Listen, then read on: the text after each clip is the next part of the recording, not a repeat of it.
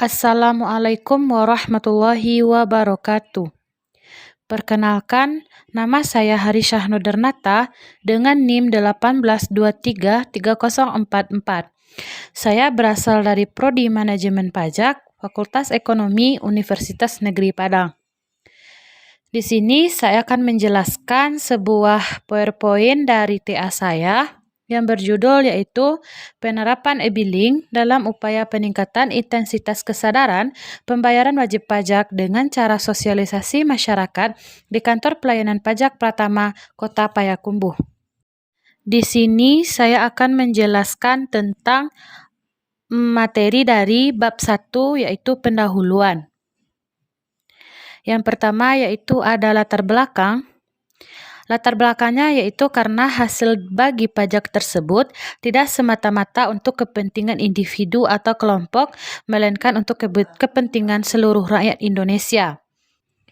Pajak ini juga digunakan untuk membangun infrastruktur yang diperlukan untuk membangun Indonesia menjadi negara yang lebih baik lagi.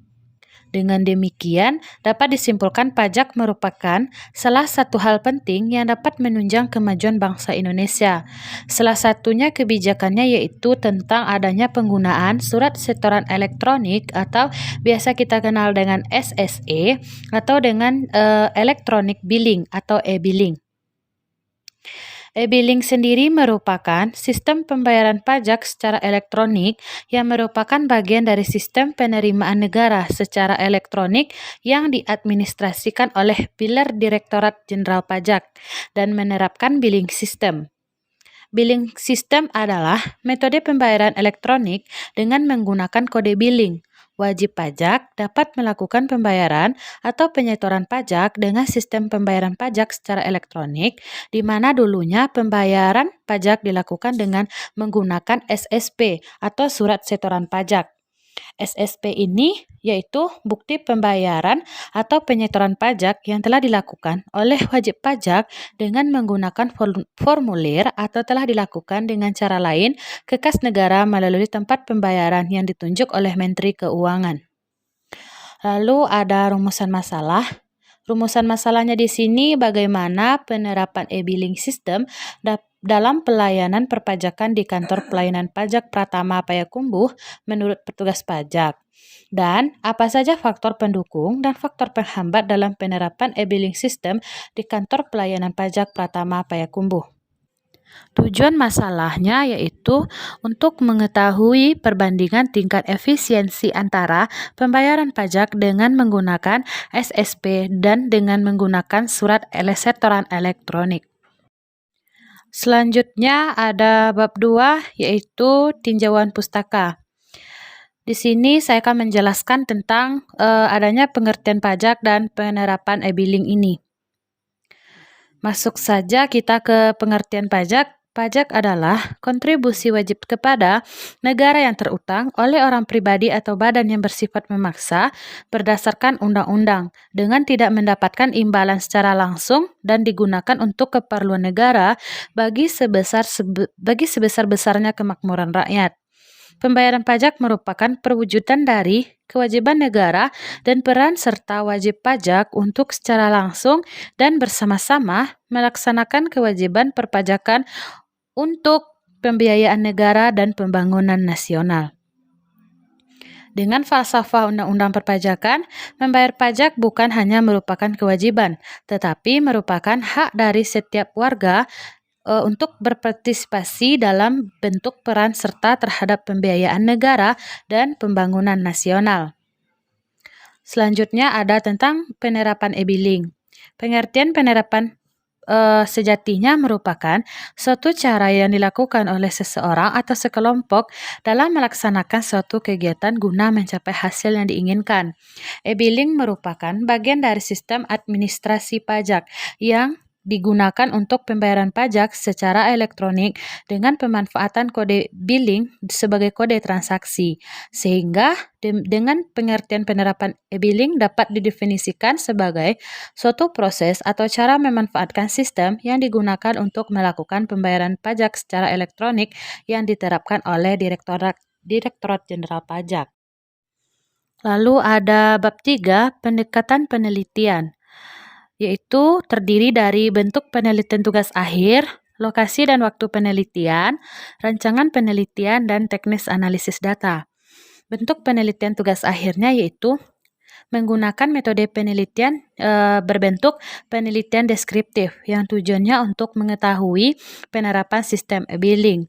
Dari menurut Nazir 2009.254, penelitian deskriptif adalah suatu metode dalam meneliti status kelompok manusia, suatu objek atau set kondisi, suatu sistem pemikiran ataupun suatu kelas peristiwa pada masa sekarang.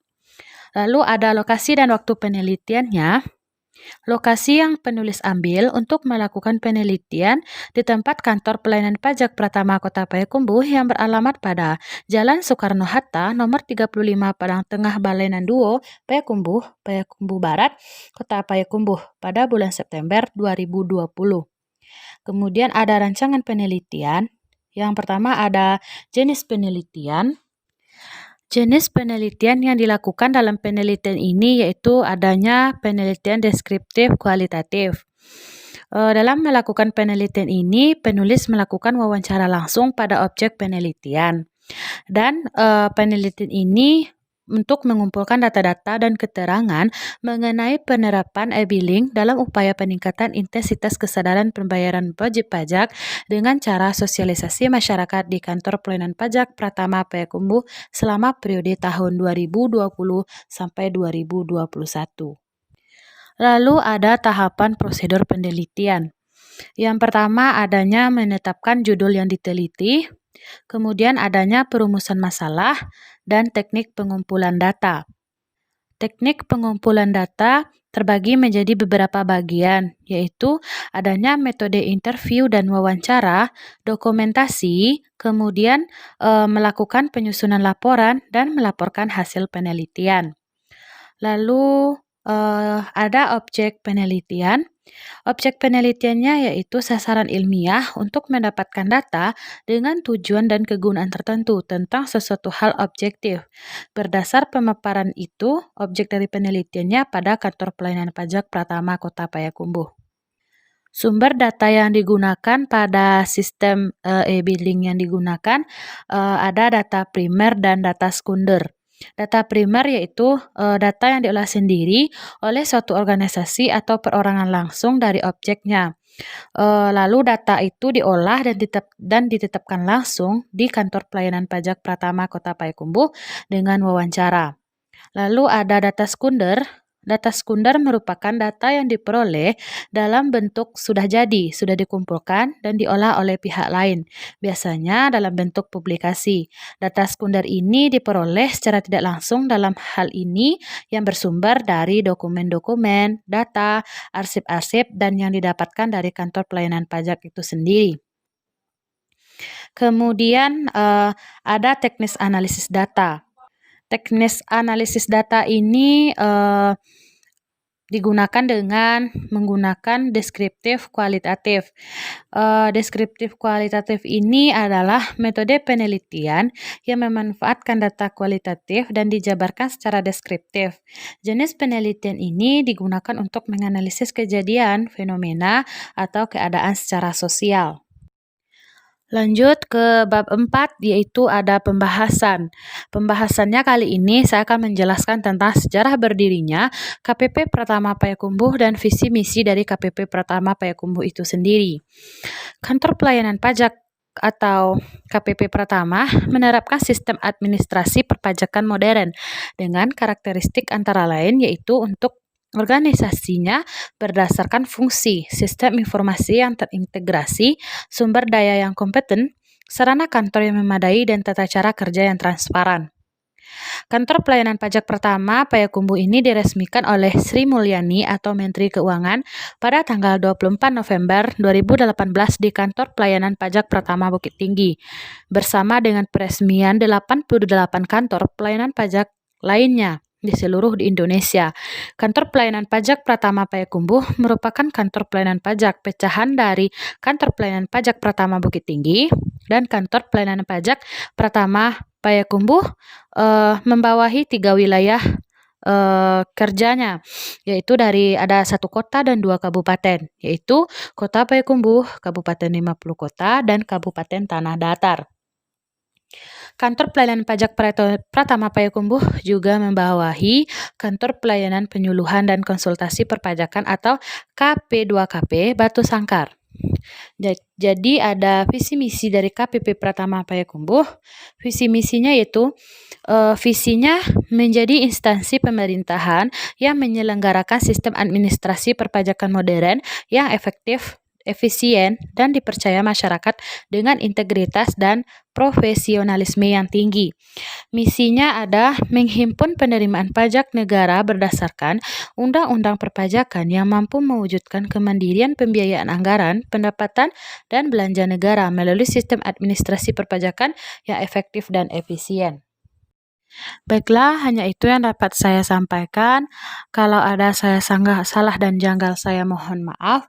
Wabillahi taufik wal hidayah. Assalamualaikum warahmatullahi wabarakatuh.